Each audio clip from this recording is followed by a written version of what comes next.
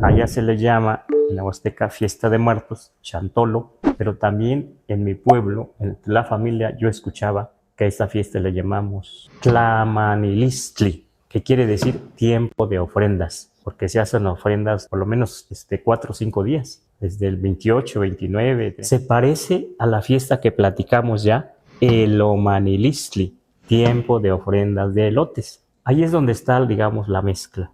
Ahora, ¿qué es lo que pensamos de los que ya se fueron?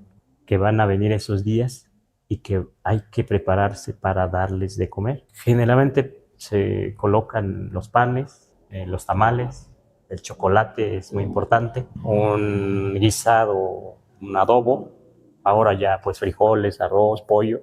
No se llenan los altares así de mucha fruta, de mucha comida, de mucho vino. Lo importante es que esté la flor de Sempohualxochitl o Cempasúchitl, que esté la flor que le llaman algunos aquí en la ciudad cresta de gallo, allá se le llama Papaxochitl, que es moradita, bonita.